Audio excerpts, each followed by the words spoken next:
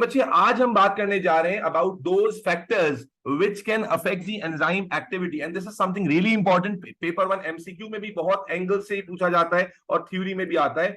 And in our syllabus, IGCSE or GCSE, we are supposed to talk about three factors.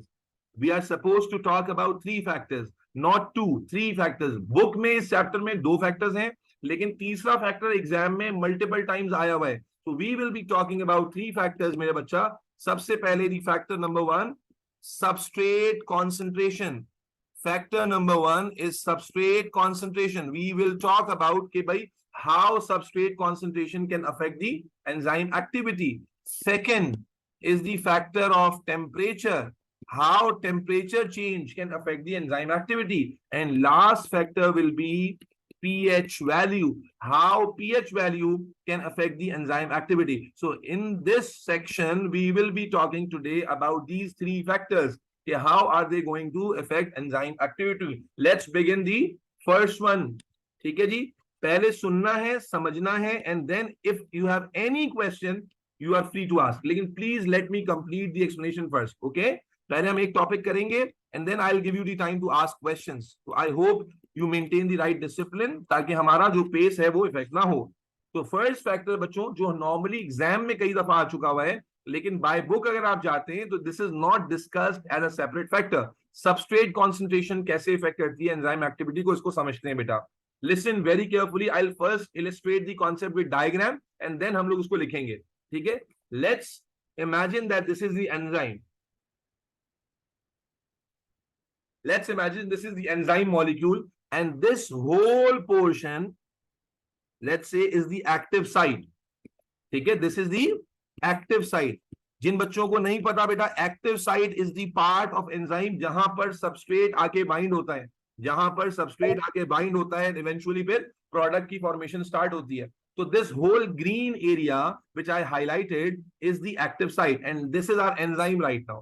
ठीक है, बड़ा आसान सा कॉन्सेप्ट है, please focus. Let's say this is the substrate we have and we have many molecules of substrate with us. ठीक है जी, 1 2 3 4 5. ठीक है, लेट्स से ये वाला सबस्ट्रेट आता है और आके यहां पर बाइंड हो जाता है.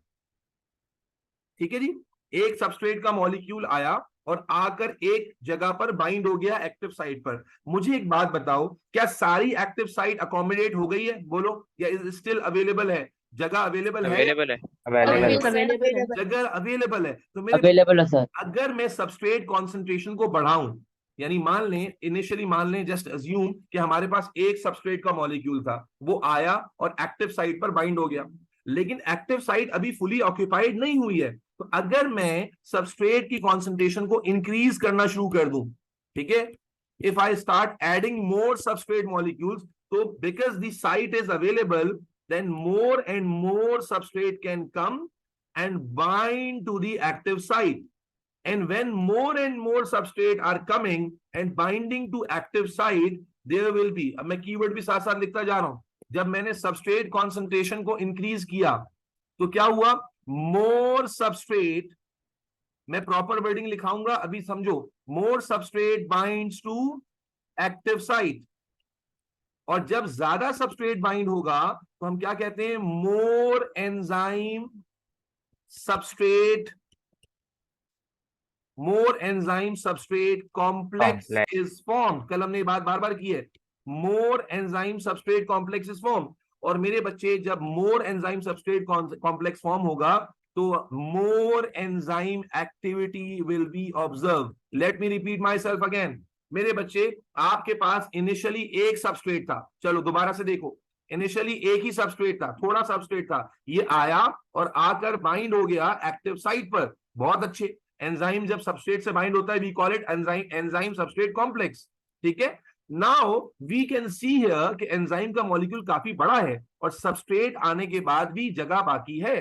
तो अगर अब हम सबस्ट्रेट की कॉन्सेंट्रेशन को इंक्रीज करेंगे तो that substrate can go and bind to active site because the site was available, and therefore अब यही यहां एक्सप्रेशन क्या बनी कि भाई substrate binds to, substrate concentration को बढ़ाया, सबस्ट्रेट ने जाकर बाइंड किया एक्टिव साइट पर, मोर एंजाइम सबस्ट्रेट कॉम्प्लेक्स बना, और इसी वजह से हम क्या कहेंगे? More enzyme activity will be observe. ये बिल्कुल सिंपल सी एक्सप्लेनेशन, क्या समझ आती है तुम लोगों को? बोलो बेटा। Yes clear. ओके, लेकिन अभी बात कंप्लीट नहीं हुई, let me complete my sentence. अब मान लो सारी एक्टिव साइट फुल हो गई, मान लो, अज्यूम करो नए और पुराने बच्चों कि सारी एक्टिव साइट फुल हो गई। अब मजीद जगह नहीं है बाइंड होने की, अब मैं मजीद सबस्ट्रेट ऐड कर रहा हूं, तो क्या ये सबस्ट्रेट एक्टिव साइट पर बाइंड हो पाएगा? बोलो बच्चों। नहीं सर। नहीं हो पाएगा। इसका मतलब क्या हुआ? इसका मतलब क्या हुआ? ट्रांजिशन को समझना मेरे बच्चे, जीरो से शुरू कर रहा हूं कि जब एक्टिव साइट अवेलेबल होती है, लिखूंगा भी, पहले सुनो। जब एक्टिव साइट अवेलेबल होती है, and if we are increasing substrate concentration, when active site is available and we are increasing substrate concentration, then more substrate binds to active site, more enzyme substrate complex is formed and high enzyme activity is seen. But when active site becomes fully saturated, जब active site full हो जाती है, no space is available, then अगर उसके बाद हम लोग substrate concentration बढ़ा रहे हैं, there will be no effect, no benefit, no effect of increasing substrate concentration. जब एक्टिव साइट फिल इन हो गई है, अब जगह ही नहीं है। आप ऐसे समझो कि जनाब आली, आपने एक गाड़ी से एक जगह से दूसरी जगह जाना था, तो गाड़ी में जब तक सीट्स अवेलेबल थी, आप पैसेंजर बिठा रहे थे, और जितने ज्यादा पैसेंजर बैठेंगे उतना जल्दी अपनी जगह पे पहुंच जाएंगे वो। लेकिन जब सीट ही खत्म हो गई है, तो अब पैसेंजर को इंतजार करना पड़ेगा, पैसेंजर को वेट करना पड़ेगा। And that is what we are saying here as well, कि जब एक्टिव साइट अवेलेबल थी and then we increase substrate concentration, more substrate binded to active site, more enzyme complex substrate complex was formed and high enzyme activity is observed. But once active site is saturated, active site is full, there is no space for the substrate to attach, so there will be no benefit of increasing substrate concentration once saturation point has come. Saturation point का मतलब क्या हुआ मेरे बच्चे? कि जब सारी active site भर गई है, अब सैचुरेशन पॉइंट आ गया है, अब फर्दर सबस्ट्रेट कॉन्सेंट्रेशन बढ़ाने का कोई फायदा नहीं होगा। किसी ने सवाल पूछा है तो बाकी सबस्ट्रेट क्या करेंगे? बेटा वो वेट करेंगे, जब पहले जो सबस्ट्रेट लगा है वो पहले प्रोडक्ट में कन्वर्ट होकर जगह खाली होगी, देन बाकी सबस्ट्रेट्स को चांस मिलेगा। तो खुलासा क्या हुआ, कंक्लूजन क्या हुआ बेटा? एक्सप्लेनेशन दो हिस्सों में है, everybody 46 students in class, everybody, दो हिस्सों में एक्सप्लेनेशन है। फर्स्ट पार्ट कि when active site is available, जब जगह खाली है, and if we are increasing substrate concentration, then it is beneficial. substrate जाके bind होगा, more substrate complex बनेगा और more activity होगी। लेकिन once saturation point has come, उसके बाद अगर आप substrate बढ़ा रहे हो, there will be no benefit of increasing that substrate value. Is that clear everybody? Yes sir. Yes, sir. ठीक है। Yes, first sir. we'll write this down, हम इसको लिखेंगे और फिर मैं इसका ग्राफ बनाऊंगा। बेटा ग्राफ बहुत इंपॉर्टेंट है, इन सब के ग्राफ आएंगे। Sir so would not that substrate try to go other enzyme? बेटा right now we are imagining ना, अज्यूमिंग कि यही एंजाइम है। सारी चीजें एक वक्त में अज्यूम करेंगे फिर तो गड़बड़ हो जाएगी। राइट नाउ वी अज्यूम के only this enzyme molecule is there, और इसीलिए ये ट्रेंड हमने लिखा है। तो अब मैं एक्सप्लेन करने जा रहा हूं बेटा एग्जाम में आंसर कैसे लिखना है, तो समझिएगा। आप लिखेंगे when active sites is available, पहला जो एक्सप्लेनेशन है वो उस वक्त के लिए है जब एक्टिव साइट अवेलेबल है। Increasing substrate concentration, substrate concentration increase enzyme activity. क्या लिखा बच्चे हमने? कि जब एक्टिव साइट अवेलेबल होती है और उस वक्त आप सबस्ट्रेट कॉन्सेंट्रेशन बढ़ा रहे हैं, तो इससे एंजाइम एक्टिविटी बढ़ जाती है। रीजन एक्सप्लेनेशन देने लगा हूं। More the substrate concentration, Varisha सवाल लेता हूं बेटा आपसे, वेट कीजिएगा। More the substrate concentration, more attachment on active site. बेटा माइक्स का ध्यान नहीं रख रहे हो आप लोग, मैं फिर सबके माइक बंद कर दूंगा, जो कि मुझे बिल्कुल पसंद नहीं है। प्लीज, आईफोन के यूज से कौन है बेटा? माइक अनम्यूट कर, आपका हो जा रहा है, बैकग्राउंड से दुनिया जहां की आवाजें आ रही हैं बच्चे, दिस इज नॉट गुड बच्चों। सो वो more attachment on the active site, more enzyme substrate complex is form. Sir जी बेटा। अपनी जो ये लिखा है मोर द सब्सटेंस CONC, ये फुल फॉर्म कॉन्सेंट्रेशन, कॉन्सेंट्रेशन अच्छा सर। More enzyme activity. ये हो गया बेटा फर्स्ट पार्ट का एक्सप्लेनेशन। जब हमने कहा एक्टिव साइट अवेलेबल है तो उस वक्त क्या होगा ये लिखा हमने। अली असलम वरीशा, मैं सवाल ले रहा हूं बेटा, एक मिनट मुझे ये एक्सप्लेनेशन कंप्लीट करने दो बेटा। अब उसके बाद सेकंड क्या है बेटा? सेकंड पार्ट क्या था? When saturation point is reached, when saturation point is reached उसके बाद क्या होगा? There will be no effect of increasing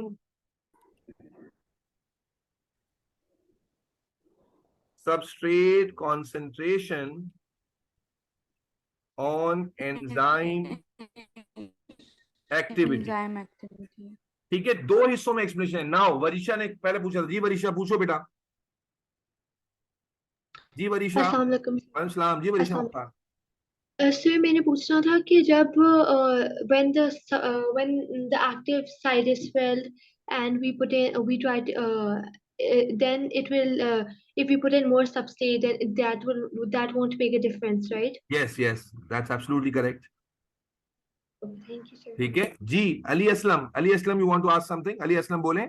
sir ये सर ये जो उसका सैचुरेशन वाला ये प्रैक्टिकली हम इसको ऑब्जर्व कर सकते हैं मेरे बच्चे, while practically doing this this? Point is not reach early. ये बहुत अच्छा सवाल, बहुत अच्छा सवाल पूछा है। ये एएस लेवल बायोलॉजी के अंदर हम बच्चों को बताते भी हैं कि थियोरेटिकली तो हम इमेजिन कर रहे हैं। देखो थियोरेटिकली सर ने एक डायग्राम बनाई और उस डायग्राम में नजर आ रहा है कि जब सारी एक्टिव साइट भर जाएगी तो एंजाइम की एक्टिविटी मैक्सिमम हो जाएगी और उससे ज्यादा आगे नहीं जा सकेंगे, सबस्ट्रेट की जगह ही नहीं है अटैचमेंट की। But practically speaking this point is not achieved so easily, क्योंकि enzyme can work at humongous speed. तो अगर हम प्रैक्टिकल पर्पस के साथ सोचे ना कि उसकी मैक्सिमम सैचुरेशन कब आती है, तो at a very high value आती है। Yes, but practically yes we can observe this. आप एएस बायोलॉजी में ये प्रैक्टिकल करते हैं। एएस बायोलॉजी में जब आप जाते हैं तो ये प्रैक्टिकल आपके सिलेबस का पार्ट है कि जहां पर ग्रेजुअली आप सबस्ट्रेट कॉन्सेंट्रेशन बढ़ाते जाते हो और एंजाइम का जो एक्टिविटी टाइम है वो निकालते जाते हो, और एक पॉइंट आता है जहां पर फर्दर टाइम जो है ना वो उसमें चेंज नहीं आ रहा होता, एंड यू अज्यूम और यू कंक्लूड कि भाई ये है आ गया मैक्सिमम एक्टिविटी पॉइंट। ठीक है ओके सर, थैंक यू। मेरे बच्चे, सबने नोट कर लिया? Any other questions? Any other questions guys? Substrate concentration का factor. No, observation is not the part of the syllabus. जी बेटा बोलो। सर मैं कह रहा हूँ कि आप 1 मिनट सब्र कर सकते हैं, बस मैं आखिरी पॉइंट में हूँ। अच्छा बेटा, कभी ऐसा हो रहा हो ना कि अगर आप मतलब आगे जा, क्योंकि देखो टाइम हमारे पास होता है कम। डेफिनेटली मैं खुद हैंड राइटिंग कर रहा हूं तो आई एक्सपेक्ट कि आप जल्दी लिखो। कभी ऐसा होता है ना कि रह जाओ, स्क्रीनशॉट ले लिया करो ताकि वो जो है ना हमारी क्लास भी चलती रहे आगे और काम भी हो जाए। जी फरीहा पर आशा। जी Fariha, you want to ask something?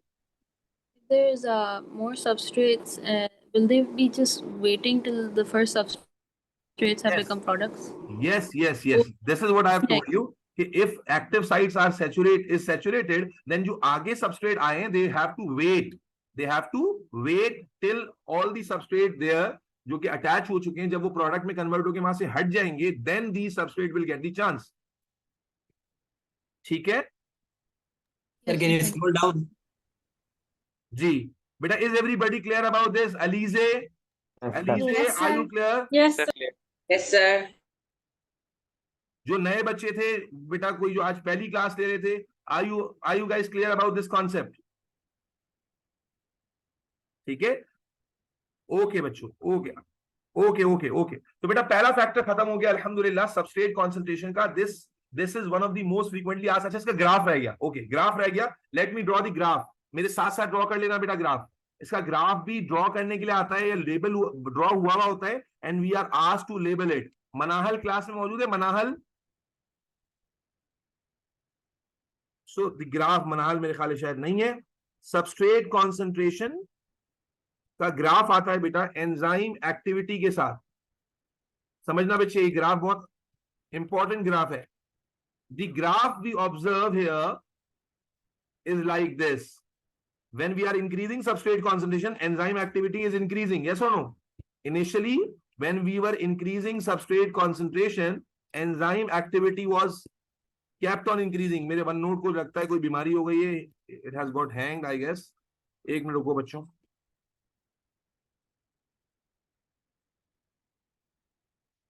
Okay, so the graph is like this।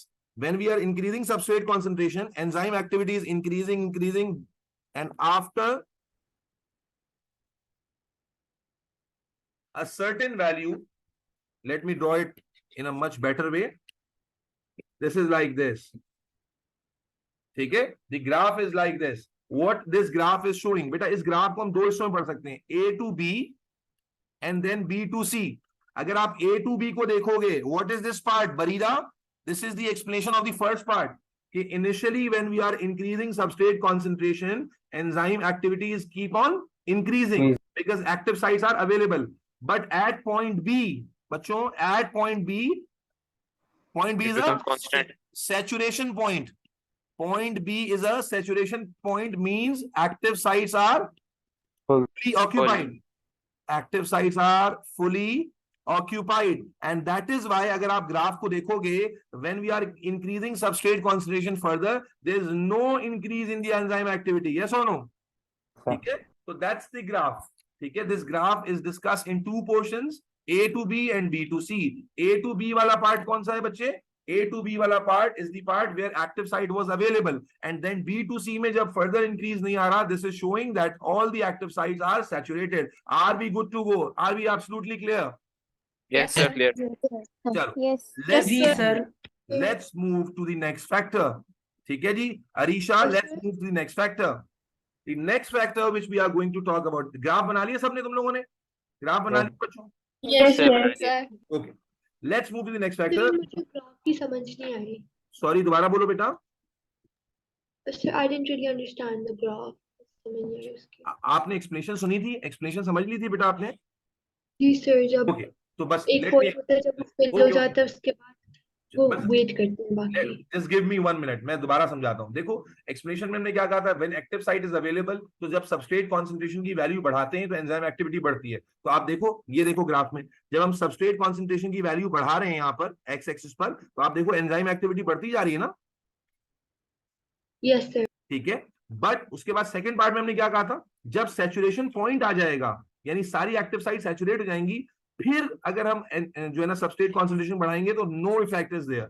अब देखो, इस पॉइंट के बाद, पॉइंट बी के बाद जब हमने सबस्ट्रेट कॉन्सेंट्रेशन फर्दर बढ़ाई है, तो एंजाइम एक्टिविटी में फर्दर इंक्रीज नहीं आया है. Yes. ठीक है ना.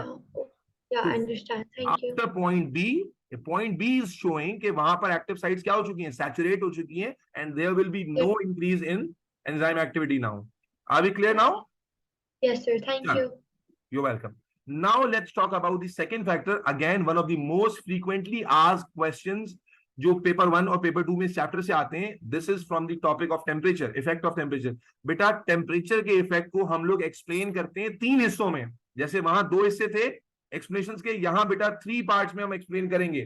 टेम्परेचर के इफेक्ट को हम एक्सप्लेन करेंगे 3 हिस्सों में. Number 1, with in optimum range, how temperature affects the enzyme activity, we will explain it three portions. और एग्जाम में भी तुमने ऐसे ही करना है, विद इन ऑप्टिमम रेंज, और ऑप्टिमम रेंज है 10 से लेकर 45 डिग्री सेल्सियस तक. ओके, देन सेकंड एक्सप्लेनेशन आएगी below optimum, which means below 10 degree Celsius. And third explanation आएगी beyond optimum, which is above 45 degrees Celsius. Above 45 degree Celsius. So we are going to explain the effect of temperature in 3 categories. Number 1, first talk about the optimum range. Beta, for most of the enzyme, let's talk about the first category of optimum range, बच्चों. I need you all to focus. Optimum range का range क्या है? For most of the enzyme, the range is from 10 to 45 degrees Celsius. मेरे बच्चों, within this range, if we increase the temperature, Varda, you are right, absolutely, and I'm explaining the same, बच्चे. If, let's say this is an enzyme, ठीक है, and that's its substrate, ठीक है, what is happening when temperature is changed? समझो बेटा, enzyme and substrate are there, and let's say the temperature is 10 degree right now, and we have started to increase the temperature. बेटा, temperature क्या है? Temperature जब increase होता है तो enzyme and substrate both absorb energy, due to which there kinetic energy increases. Physics और थोड़ी chemistry आ रही है यहाँ पर। क्या होता है मेरे बच्चे, जैसे इमेजिन कीजिए कि हमारे पास कोई लड़का आ जाए, एग्जाम्पल के लिए लड़कियां बुरा मान जाती हैं, इसलिए लड़के को ले लेते हैं, कोई लड़का अली असलम है, अली असलम भाई को हम तवे पे बिठा दें, तवा समझते हैं ना, अली असलम भाई को हम तवे पे बिठा दें या तवे पे खड़ा कर दें और नीचे से धीमी धीमी आग लगा दें, धीमा धीमा फ्लेम जला दें, तो जो ग्रेजुअल टेम्परेचर बढ़ेगा तवे का, तो अली भाई की क्या होगी, काइनेटिक एनर्जी बढ़ेगी नहीं बढ़ेगी? अली भाई आपको classical dance, Kathak, Michael Jackson, hip hop, सारे स्टाइल, सालसा वालसा सब करके दिखा देंगे उस तवे के ऊपर। क्यों? क्योंकि जब आप एनर्जी देते हैं तो बॉडी की एनर्जी बढ़ती है, बॉडी उसको एब्जॉर्ब करती है और वो एनर्जी काइनेटिक एनर्जी के तौर पर रिफ्लेक्ट होती है। तो इन दी सेम वे जब हम लोग टेम्परेचर को बढ़ाते हैं with in the range of 10 to 45, तो बेसिकली हम लोग क्या कर रहे होते हैं, एनर्जी दे रहे होते हैं। और ये एनर्जी जब हम एंजाइम और सबस्ट्रेट को देते हैं तो इनकी क्या बढ़ जाती है, बोलो बच्चे, काइनेटिक एनर्जी। और काइनेटिक एनर्जी फिजिक्स में आप पढ़ते हैं, it is the energy responsible for motion, it is the energy responsible for movement. तो मेरे बच्चे, due to increase kinetic energy they will collide more effectively, they will collide more effectively. आप chemistry में ये कॉन्सेप्ट पढ़ेंगे, शायद पढ़ लिया हो कि बेटा जब केमिकल रिएक्शन होता है it is a result of collision. बहुत सारे बच्चों ने केमिस्ट्री में ये कॉन्सेप्ट पढ़ लिया होगा और जिन्होंने नहीं पढ़ा वो आगे पढ़ लेंगे। जब केमिकल रिएक्शन हमें कराना होता है तो chemical reaction is a result of collision. तो मालूम हुआ कि कोलिजन जितना ज्यादा होगा उतना अच्छा है केमिकल रिएक्शन के लिए। तो what is happening, let me just come straight to the point. When we increase the temperature in the optimum range from 10 to 45 degree, gradually the kinetic energy for both enzyme and substrate is increasing, जिसकी वजह से they are going to collide more effectively। जब ये और अच्छे से collide करेंगे, जल्दी जल्दी कोलाइड करेंगे, ज्यादा कोलाइड करेंगे, we will see more enzyme activity। Is that clear? We will see more enzyme activity। भाई देखो ना, रिएक्शन करने के लिए कोलाइड करना जरूरी है। अगर एनर्जी कम होती, मान लो आप सुस्त पड़े हुए हो, जैसे बरीरा है, बरीरा एकदम निकम्मी पड़ी हुई है, लेजी पड़ी हुई है, लेथार्जिक हुई हुई है, सुस्त काहिल हुई हुई है, उठने का दिल ही नहीं चाह रहा, तो जब तक उठेगी नहीं तब तक पानी पीना है, कैसे पिएगी? तो और अगर एनर्जी बहुत अच्छी है, फटाक से उठेगी, फटाक से पिएगी। तो बात इसी तरह की कुछ है कि जब एंजाइम और सबस्ट्रेट की एनर्जी आप बढ़ाते हो, सिस्टम की एनर्जी बढ़ाते हो, तो काइनेटिक एनर्जी बढ़ती है और काइनेटिक एनर्जी बढ़ने की वजह से the collisions become more effective and that is why enzyme activity increases. Am I clear to you बेटा? Yes, sir. Yes, sir. Yes, sir. Yes, sir. इतने पार्ट की एक्सप्लेनेशन लिख देता हूं, Yes. लिखते जाओ explanation. When temperature is increased, ये दो दो नंबर की एक्सप्लेनेशन आती है बेटा, और कीवर्ड्स ना हो तो नहीं नंबर मिलेंगे बेटा। When temperature is increased with in optimum range, with in optimum range and kinetic energy of enzyme and substrate increases, which cause them to collide more effectively. Therefore, more enzyme activity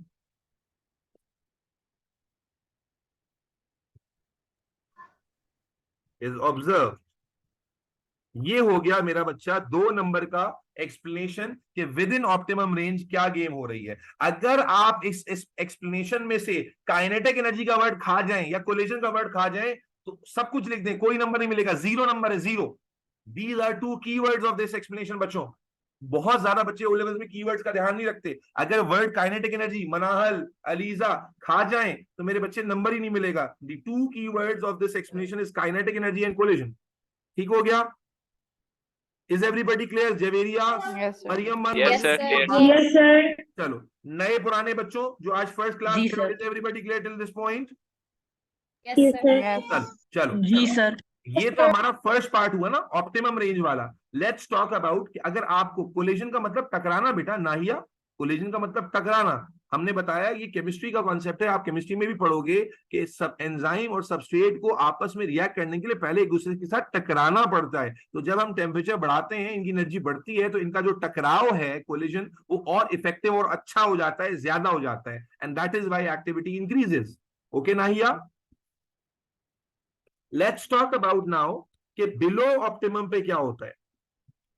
ठीक है, we already can relate कि क्या होगा। Below optimum का मतलब क्या है? Less than 10 degree Celsius पे अगर हम चले जाते हैं। मेरे बच्चे, अभी हमने कहा कि एंजाइम और सबस्ट्रेट को रिएक्ट करने के लिए क्या जरूरी है? कोलाइड करना, और कोलाइड करने के लिए जरूरी है कि उनके पास क्या हो? इनफ एनर्जी हो। यस और नो? Yes, sir. तो मेरे Yes, बच्चे, अगर हम एंजाइम है और उसका सबस्ट्रेट है और हम टेम्परेचर गिरा रहे हैं और 10 डिग्री से भी नीचे जा रहे हैं, बिलो 10 डिग्री जा रहे हैं, तो एक्चुअली क्या हो रहा है? हम उनकी काइनेटिक एनर्जी को क्या करते जा रहे हैं? बोलो, कम करते चले जा रहे हैं। तो जब एनर्जी कम, जो अभी मैंने एग्जांपल दी, मान लो बरीरा जो है एंजाइम है और मनाहल जो है वो सबस्ट्रेट है, ठीक है, और हमने कहा कि इन दोनों का आपस में टकराना जरूरी है। अब मेरे भाई, जब एनर्जी ही कम करते जा रहे हो, अगेन बेसिक एक्सप्लेनेशन है, कोई रॉकेट साइंस नहीं है, तो अब मनाहल भी ढीली पड़ रही है और जनाब अली बरीरा भी ढीली पड़ रही है। दोनों कह रहे हैं अबे छोड़ो, दफा करो, बैठे रहो। जो बैठे बैठे काम थोड़ी होगा, जब हिम्मत करे तो फिर काम होता है। तो मेरे बच्चा, यही हो रहा है कि जब आप टेम्परेचर नीचे ले जाते हो तो हम क्या देखते हैं कि एंजाइम अपनी काइनेटिक एनर्जी लूज करता है। अरीबा एंड मुआज, माइक के पीछे से आवाजें आ रही हैं बेटा। अरीबा के माइक से आवाज आ रही है बैकग्राउंड से। अरीबा, अरीबा को कोई फर्क नहीं पड़ रहा है। सेम बैग है, सेम पैटर्न है। हाँ। वैसे तो मैं वापस एक बार करवा के सही, तो मैंने अपने महिला पता देखा, मैंने जहाँ पे देखा पूरा एक जगह सेम बैग। अरीबा, देने के लिए तो नहीं देख रही, ये भी रुकने जा रही है तो किसी को देगा। हाँ। अरीबा फुल मजे में है, बातें कर रही है अपनी बहन से। चलो, ओए होए होए, मैं फिर सबको ही म्यूट कर दूंगा थोड़ी देर में अगर ये चलता रहा सिलसिला। खैर, तो मेरे बच्चे, बिलो ऑप्टिमम पे हम बात कर रहे थे। तो the explanation is quite simple कि जब हम डिक्रीज कर देते हैं काइनेटिक एनर्जी को, सॉरी टेम्परेचर को, तो उससे काइनेटिक एनर्जी डिक्रीज हो जाती है, और जब काइनेटिक एनर्जी डिक्रीज हो गई तो there will be not enough energy in the system के वो कोलाइड करें, तो हमारे पास नो इफेक्टिव कोलिजंस। हम क्या देखते हैं बेटा? Enzyme is not able to collide और substrate is not able to collide with enzyme, no effective collision. इसी वजह से एंजाइम एक्टिविटी इनिशियली डिक्रीज होती है and then comes down to, yes please, comes down to zero, comes down to zero. और इसे हम कहते हैं फ्रीजिंग ऑफ एंजाइम। क्या कहते हैं? Freezing of enzyme. तो बेटा फिर रिपीट कर दूं, फिर लिखेंगे सर जी बेटा, एक मिनट, फिर रिपीट कर दूं। जब हम टेम्परेचर को गिराते हैं, ठीक है। टेम्परेचर को गिराते हैं, तो उससे क्या होता है बेटा? सिस्टम की एनर्जी कम होती है, एंजाइम एंड सबस्ट्रेट की काइनेटिक एनर्जी कम होती है, and they can not collide effectively anymore, and that is why enzyme activity initially नीचे आना शुरू होती है और उसके बाद इवेंचुअली जीरो हो जाती है। But thank God this process is reversible, this process is reversible, because system में इनफ एनर्जी नहीं थी। अगर मैं दोबारा से एंजाइम को एनर्जी दूंगा तो again they will regain the energy and will be able to collide effectively. और यही फिनोमेना हम लोग देखते हैं जब हम किसी फूड को डीप फ्रीजर में रखते हैं। आप देखो, दूध है, दूध लेकर आते हो, आप उसे डीप फ्रीजर में रख देते हो, डीप फ्रीजर में रखते हो तो आप कई दिनों तक इसको इस्तेमाल कर रहे होते हो, फ्रिज में रखते हो, कई दिनों तक इस्तेमाल कर रहे होते हो। लेकिन अगर उस मिल्क को हम बाहर छोड़ देंगे और कई घंटों तक, कई 12-14 घंटे, 15 घंटे बाहर छोड़ दिया या एक दिन बाहर छोड़ दिया, क्या वो सही रहेगा या फट जाएगा दूध? बोलो भाई, फट जाएगा। क्यों? फट जाएगा सर। रीजन क्या है मेरे बच्चे? रीजन ये है कि जो आपकी सराउंडिंग में जो एयर है उसमें है bacteria.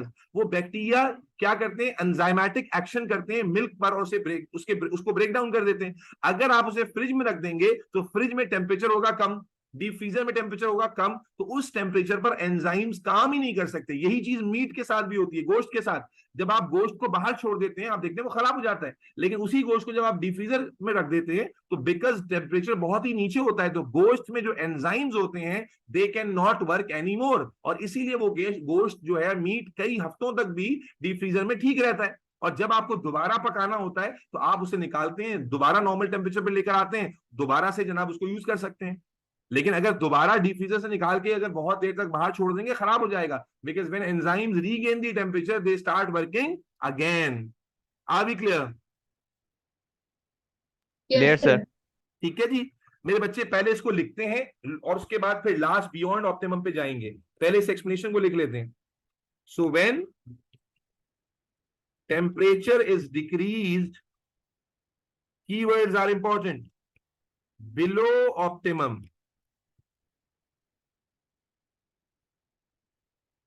there is not enough energy in the system for effective collision between enzyme and its substrate.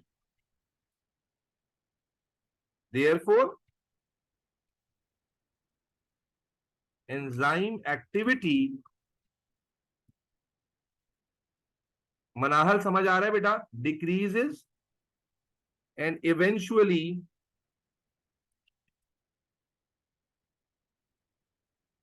comes down to zero.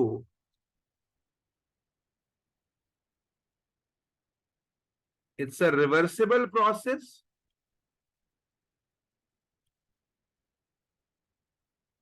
by providing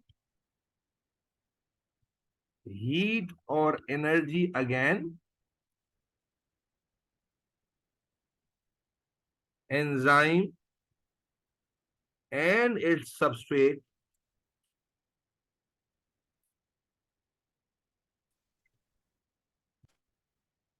will become able to collide effectively. ठीक है जी, ये simple सी explanation है।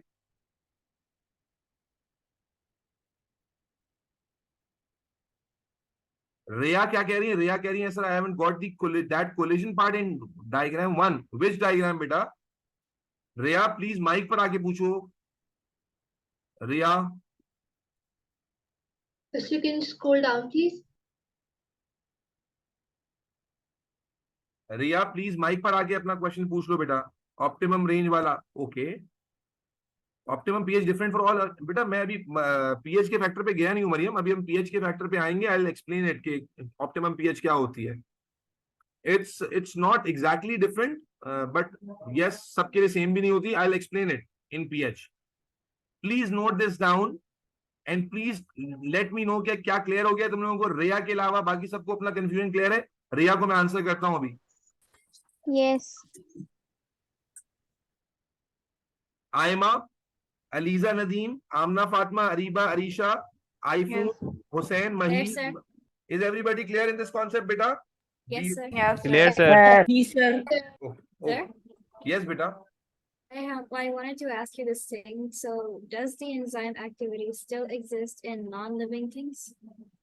नहीं मेरे बच्चा, ऐसा नहीं है। देखो होता ही है वो, that depends upon how much time. अगर आप मीट की बात कर रहे हो तो मीट के enzymes remain active for a period of time. But अभी जो हम बात करते हैं ना, दूध खराब होगा या गोश्त खराब होगा, तो वो बिकॉज ऑफ मीट एंजाइम्स नहीं हो रहा होता, बल्कि वो जो हवा में बैक्टीरियाज हैं वो they release enzymes on the meat and those enzymes work to degrade the meat protein. ठीक है, तो मीट के इटसेल्फ एंजाइम्स की बात नहीं हो रही है। Right, sir. Thank you. You welcome. Okay Riya, Riya you have, बेटा आप लोगों ने नोट कर लिया? बाकी सबने नोट कर लिया ये? Yes, Yes, sir. sir. Yes, sir. Okay Riya, जी सर। यू सेड कि आपको शुरू में कुछ कंफ्यूजन हुई है। बेटा देखो पहले एक आइडिया समझ लो कि सर एंजाइम, आप मेरे को एग्जाम्पल क्वेश्चन दे सकते हैं? मैं एक मिनट देता हूँ। रिया बेटा आप जो पूछ रहे थे ऑप्टिमम रेंज वाली बात, let me explain this to you again. ये बड़ा सिंपल आइडिया है। पहले आपको ये समझना पड़ेगा कि एंजाइम जब सबस्ट्रेट से कोलाइड करेगा ओनली देन रिएक्शन होता है। तो अगर आप टेम्परेचर बढ़ा रहे हो within this range 10 to 45 degree, we call this optimum range, a safe range. तो अगर आप टेम्परेचर बढ़ा रहे हो विद इन दिस रेंज, तो actually this temperature increase is increasing kinetic energy. Kinetic energy is the energy that is used by the substance for motion, for movement. तो जब आप टेम्परेचर ग्रेजुअली बढ़ा रहे हो, you are actually increasing kinetic energy, and जब kinetic energy बढ़ेगी तो these two can collide more and more, और जितना कोलिजन होगा हम कहते हैं उतना रिएक्शन तेज हो जाएगा। And this is what we have try to explain कि जब टेम्परेचर हम इनिशियली बढ़ाते हैं 10 to 45 की रेंज में, So actually we are increasing kinetic energy, which is causing more effective collisions between enzyme and substrate, and that is why enzyme activity increases. Are you getting this, Riya? रिया का response आ जाए तो फिर आगे बढ़ते हैं. दूसरी बच्ची ने Yes, एक sir. सवाल पूछा. I got it. ओके बेटा, Sir, थैंक यू. collision- दूसरा बेटा sir, किसी ने collision- पूछा कि मिल्क वाली एग्जांपल दोबारा बताऊं. तो मिल्क वाली एग्जांपल में मैंने कहा कि अगर आप दूध लेकर आते हो और आप उसे बाहर ही छोड़ देते हो तो अल्टीमेटली क्या होता है, आप देखते हो खराब हो जाता है. कैसे खराब हो जाता है कि भाई जो बाहर टेम्परेचर है आपके रूम में, किचन में, वो टेम्परेचर 10 to 45 के दरमियान है. तो enzymes can work at that temperature. तो जो हवा में बैक्टीरियाज होते हैं, they work on the milk और वो they release enzymes in the milk और वो मिल्क को ब्रेक डाउन करना शुरू कर देते हैं. लेकिन इसी दूध को जब आप डीप फ्रीजर में रख देते हो या फ्रिज में रख देते हो तो वहां जो टेम्परेचर है उस पर एंजाइम काम नहीं कर सकते. एंजाइम्स का वर्किंग टेम्परेचर जो है वो डीप फ्रीजर में या फ्रिज में नहीं है. तो अल्टीमेटली क्या होता है, जब वही दूध फ्रिज में रहता है या डीप फ्रीजर में रहता है तो अगर एयर में बैक्टीरिया है भी, क्योंकि फ्रिज में भी तो एयर है ना, वैक्यूम तो नहीं है, तो वो बैक्टीरिया अगर एंजाइम दूध में रिलीज भी करें तो वो काम नहीं कर पाते enzyme, and that is why milk safe रहता है, मिल्क ब्रेक डाउन नहीं होता. Is that clear? Yes, sir. ये वर्ड क्या लिखा है, इट्स के बाद वाला वर्ड? सॉरी, सही जहाँ पे लिखा हुआ है इधर इसके बारे में, जो लास्ट वाला सेंटेंस है, it's its substrate will become able to collide effectively.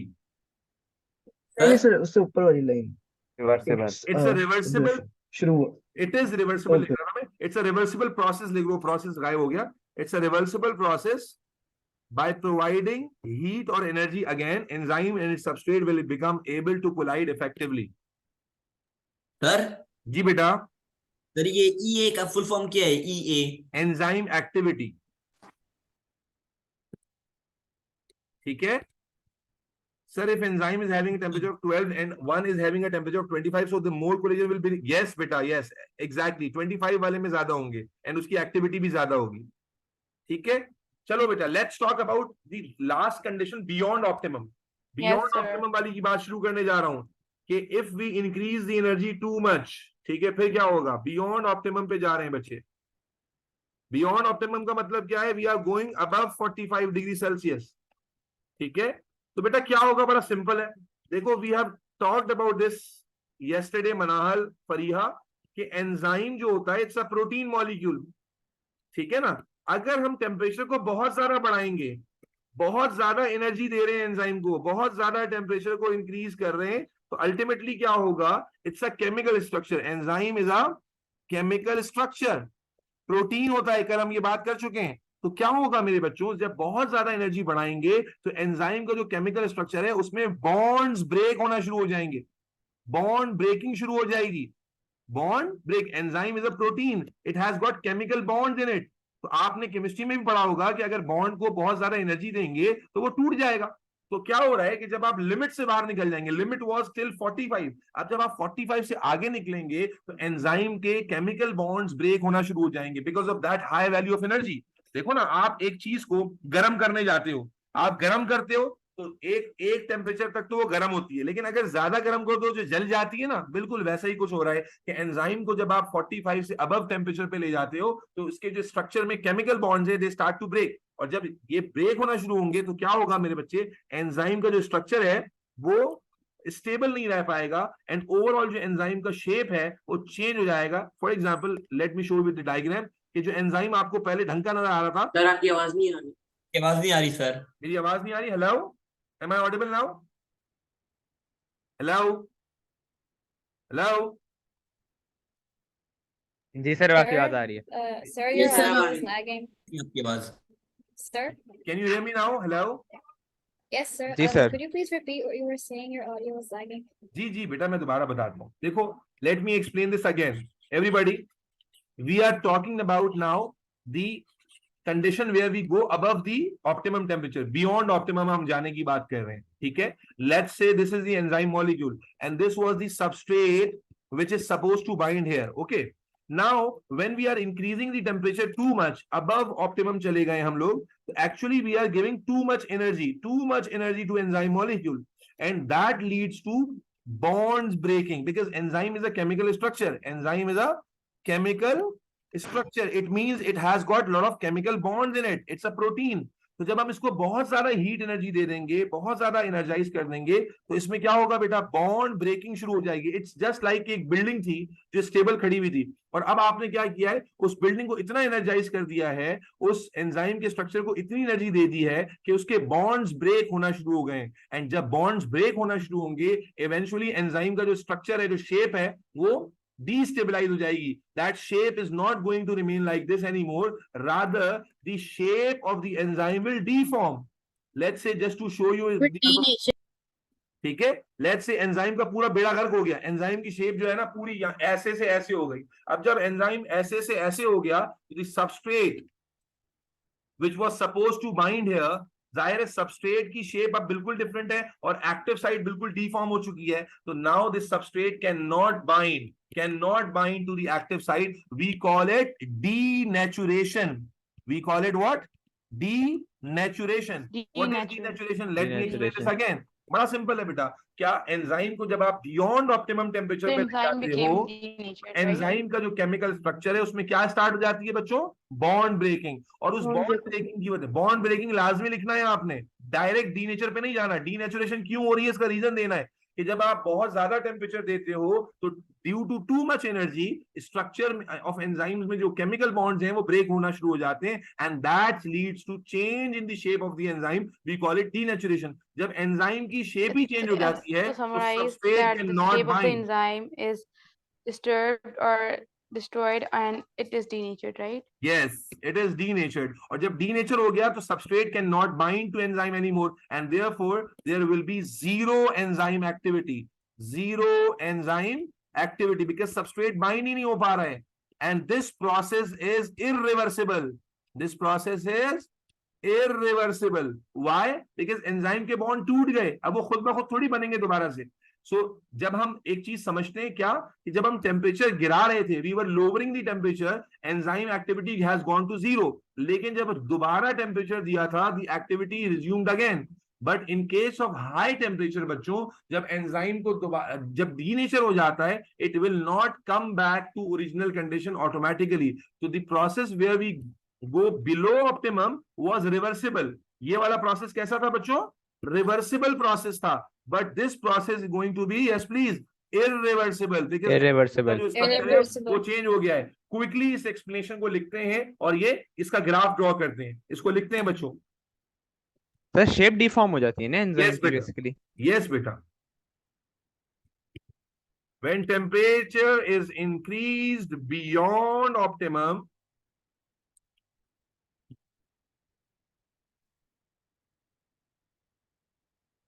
too much energy causes breaking of bonds. ये पहला कीवर्ड है, you can not miss this keyword बच्चों इन एंजाइम स्ट्रक्चर। ये पहला कीवर्ड है।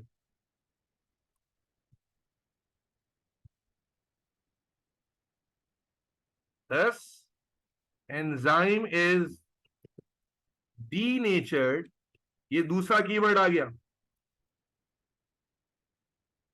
and its active site is completely changed. Therefore, substrate cannot bind to active site. Enzyme activity goes down to zero.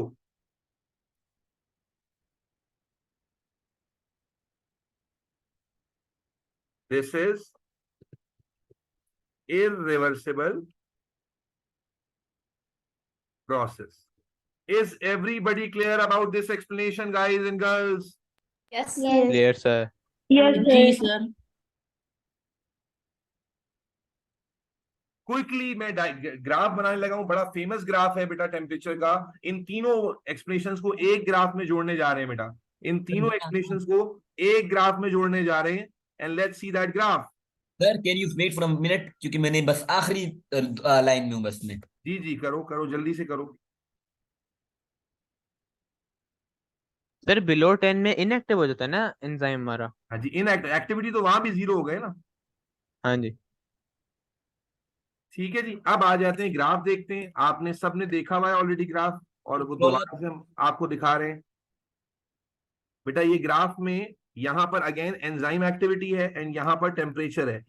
Let's say this is the 0 degree, let's say this is 10 degree, this is 20, let's say that's 30, 40, 50, 60। ठीक है ना। तो हम कैसा trend देखते हैं बेटा enzyme के उसमें, हम देखते हैं भाई कुछ इस तरह की गेम कि भाई 0 से नीचे बोलो, नशे में कौन सा लगा रहा है? बेटा फिर किसी का माइक खोल लिया आप लोगों ने।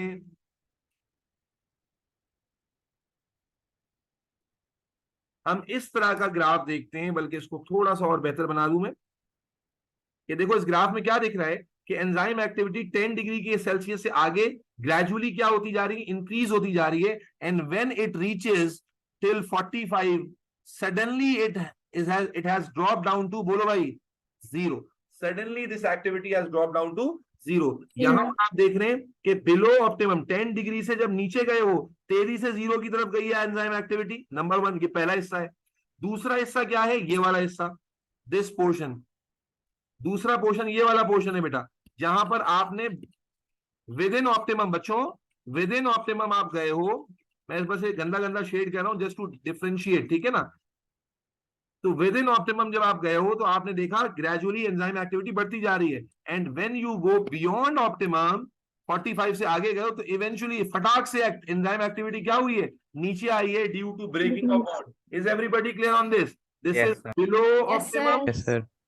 वेरी गुड बच्चों। जी sir. Within optimum and lastly beyond optimum. चलो बेटा बेहतरीन हो गया, बेहतरीन हो गया, जबरदस्त हो गया। कोई कंफ्यूजन, कोई क्वेश्चन तो नहीं है तुम लोगों का? No. नो No, सर। sir. चलो let's talk about the last factor now. Sir, could you please scroll up a little bit? Scroll up कर दूं बेटा, जल्दी से बना लो, शाबाश। इट्स अ सर वेरी, और ऊपर कर ले, मुझे वो डेफिनेशन लिखनी बस थोड़ी सी रहती थी। अरे जानू क्या कर रहे हो यार, जल्दी करो। Done, sir. चलो अब मेरे बच्चे लास्ट फैक्टर डिस्कस करने जी। Anything else? सर जब में फीवर होता है तो हमारी बॉडी के जो एंजाइम्स होंगे वो भी डीनेचर होते होंगे? नहीं बेटा, फीवर में हम लोग 45 से ऊपर थोड़ी जाते हैं। वो तो फीवर में 100 फ़ारेनहाइट में टेम्परेचर होता है, डिग्रीज में थोड़ी होता है। डिग्रीज में तो हमारा नहीं वैसे ही लाइक न- 103 तक जब हो जाता है बेटा उसको 103 अगर हम कन्वर्ट फ़ारेनहाइट है करें जानू, फ़ारेनहाइट है। फ़ारेनहाइट। सेल्सियस में अगर कन्वर्ट करेंगे दैट वुड बी 38 तक का होगा, 38.6 तक होता है वो। ठीक है, अगर मान लें कि हाँ यस हाँ ठीक। 40-41 पे चला जाए तो मर जाएगा भाई, वो एंजाइम डीनेचर हो जाएंगे, मर जाएगा, डेथ हो जाएगी। Okay sir. चलो अब लास्ट फैक्टर देख लो बेटा, पीएच। मैं हमेशा कहता हूं अपने बायोलॉजी केमिस्ट्री दोनों के बच्चों को कि पीएच जो है ना ओ लेवल्स में डिस्कस ही नहीं होती सही से। पीएच एग्जैक्टली क्या है ये आपको नहीं पता और ना आपको फिलहाल जानना है। PH is a mathematical concept, लेकिन ये जरूर मैं तुम लोगों को बता दूं कि pH is not power of hydrogen ion. बहुत सारे बच्चों को ये कंफ्यूजन होती है कि pH is power of hydrogen, it's not. आप ओ लेवल्स में पीएच को इस तरह याद रख सकते हैं कि pH value is the major of acidity और बेसिसिटी ऑफ एनवायरनमेंट। कि कोई एनवायरनमेंट एसिडिक है या न्यूट्रल है या बेसिक है, इसका अंदाजा जिस वैल्यू से आप लगाते हैं वो पीएच है। It's not power of hydrogen ion, rather it is the measure of acidity or basicity. Sir, if any one enzyme is denatured or of our body, will it? Yes बेटा, definitely हमारी body सारी की सारी enzyme तो control कर रहे हैं। अगर एंजाइम डीनेचर हो जाएंगे तो डेफिनेटली नुकसान होगा। ठीक है, तो मेरे बच्चे मैं यहाँ पर अपनी आसानी के लिए आपको लिखवा भी दूं कि ओ लेवल्स में the safest way to remember pH is, बेटा पीएच डिस्कस करके क्लास ओवर करूंगा। PH is measure of acidity और बेसिसिटी ऑफ एन एनवायरनमेंट। ठीक है ना। और फिर केमिस्ट्री की थोड़ी सी नॉलेज आपको दे देते हैं, और वो क्या है कि जब पीएच बिलो 7 होती है दैट मींस एनवायरनमेंट कैसा है, एसिडिक है। पीएच अबव 7 होती है इसका मतलब क्या है, एनवायरनमेंट बेसिक है। Basic. और अगर पीएच 7 होती है तो इट मींस एनवायरनमेंट क्या है, Neutral. न्यूट्रल। अब समझो मेरे बच्चे, गौर से सुनना मेरी बात को। मेरे बच्चे most of the enzymes most, not all, most of the enzymes in our body, हम humans की बात कर रहे हैं, work in the pH range of 7 to 8, not exactly 7 बच्चों, this is important. Most of the enzymes in our body work at the pH range of 7 to 8. क्यों? हमारी body का एनवायरनमेंट न्यूट्रल नहीं है, हमारी बॉडी का एनवायरनमेंट न्यूट्रल टू बेसिक है, neutral to basic. तो most of the enzymes work best in this range. Like मैंने कल भी कुछ नाम लिखे थे, जैसे अमाइलेज है, बहुत आता है एग्जाम में, लाइपेज है, ठीक है ना, ट्रिप्सिन है, ये सारे तुम्हारे सिलेबस के एंजाइम लिख रहा हूं, ठीक है, ये सारे जो एंजाइम है तुम्हारे सिलेबस में इस्तेमाल हुआ है इनका नाम. तो ये most of the enzymes in our body work best at 7 to 8, but enzymes of stomach enzymes are very special. आपको पता है ना, स्टमक में हमारे एसिड होता है, अल्लाह ताला ने स्टमक में एसिड रखा है टू फैसिलिटेट डाइजेशन. तो अल्लाह ने स्टमक के जो एंजाइम्स बनाए ना, वो अजीब बनाए.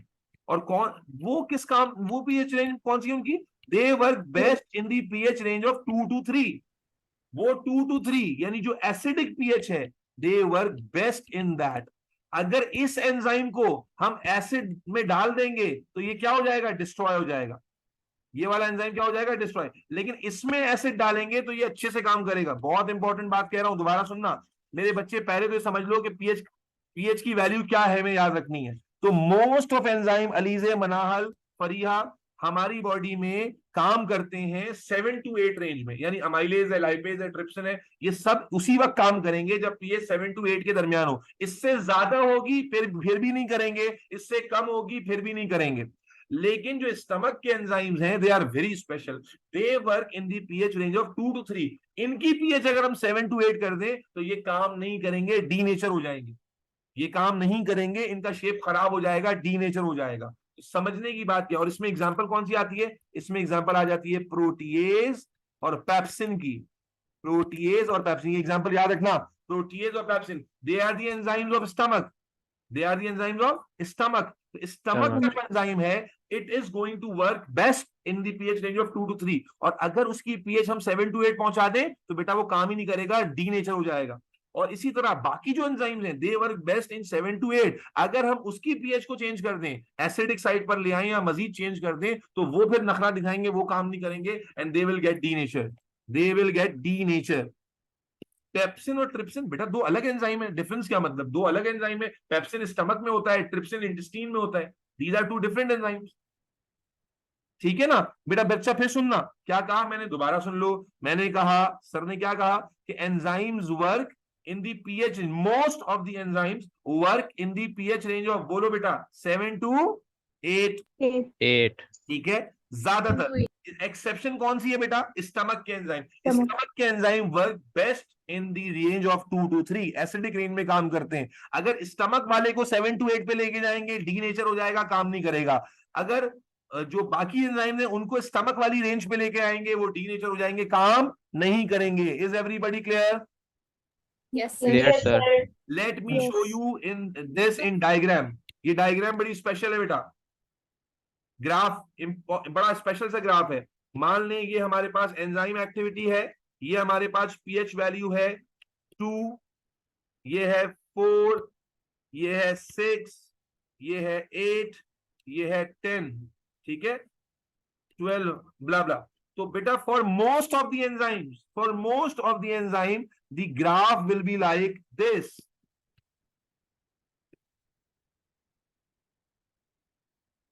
For most of the enzyme, the graph will be like this. The overall activity is only observed in the pH range of 7 to 8. समझ आ रही है बात? इससे देखो 8 से आगे जा रहे हैं तो activity is going down because of denaturation. Enzyme की जब पीएच चेंज कर देते हैं तो एंजाइम का स्ट्रक्चर खराब हो जाता है. समझ आ रही है? और यहां पर एक्टिविटी हमें नजर आ रही है. ये है for most of the enzyme like amylase, lipase, trypsin. Is that clear बेटा? लेकिन अगर मैं स्टमक एंजाइम्स के बनाऊंगा तो बेटा स्टमक एंजाइम के लिए ग्राफ कुछ ऐसे बनेगा. Is that clear? Yes, sir. because Yes. they work best in the pH range of 2 to 3. यहाँ पर क्या होगा? They will show activity in this range, and in this range they will get denatured. Denatured. और उसके बाद तो फिर activity zero ही है. समझ आ रही है बात? खदीजा सवाल पूछो बेटा. सर मेरा एक क्वेश्चन था कि स्टमक में जब जो एंजाइम होते हैं वो एसिडिक बेस पे काम करते हैं और स्मॉल इंटेस्टाइन की जो एंजाइम होते हैं वो अल्कली पे करते हैं, तो यहाँ इस पॉइंट पे न्यूट्रल हो जाता है, तो ये होता है किस पॉइंट पे न्यूट्रल हो जाते हैं? नहीं समझा मैं. कि स्टमक से जो आया होता है फूड वो जो है एसिडिक से गुजर कर आया होता है और जो स्मॉल इंटेस्टाइन में जो एंजाइम रिलीज होते हैं वो अल्कलीन होते हैं, तो ये न्यूट्रल बना लेता है. यस. सो लेकिन एंजाइम देखो बेटा, ये थोड़ी बात करेक्ट कर दो. स्टमक के एंजाइम एसिडिक होते हैं और खाना एसिडिक हो जाता है, दैट्स करेक्ट. फिर वो खाना जब इंटेस्टाइन में आता है तो इंटेस्टाइन बेसिक होती है, तो वो बेसिक उसे एंजाइम नहीं बनाते बल्कि बाइल जूस जो होता है ना, बाइल वो होता है बेसिक. वो बाइल आके खाने के साथ मिक्स होता है और उस खाने को जो है न्यूट्रलाइज करके बेसिक साइड पे ले जाता है, और फिर एंजाइम आते हैं बाइल जूस के उस पे काम करने के लिए. ओके सर, ठीक. सही है जी. Just to answer your question बेटा, is everybody clear about this graph? Yes, sir. Yes, sir. Yes, sir. मेरे बच्चों Yes. बहुत शुक्रिया. ये टॉपिक खत्म हो गया. आई थॉट कि हम पास्ट पेपर्स भी इस चैप्टर के कर पाएंगे, लेकिन शायद एक्सप्लेनेशन में हमारा टाइम लग गया. टॉपिक बहरहाल अल्हम्दुलिल्लाह खत्म हो गया. मैं क्या करने लगा हूं मेरे बच्चे, I will send you the enzyme past papers on the group. ठीक है, नंबर 1. नंबर 2, इंशाल्लाह ताला हम लोग नेक्स्ट सेशन में पहले पास्ट पेपर्स करेंगे. I will at least solve 20 questions of paper 1 and 2 to 3 questions of paper 2 with you guys. ठीक है, अभी ये मैं पास में भेज दूंगा. जिसने करना है वो खुद से भी कर सकता है, जिसको जितना आ रहा है. लेकिन अगर नहीं भी आ रहा होगा तो we will be doing some of the questions of paper 1 and paper 2 in the next session, and then I will give you the worksheet again. और फिर वो वर्कशीट आप कंप्लीट करोगे तो उसके बाद फिर टेस्ट होगा.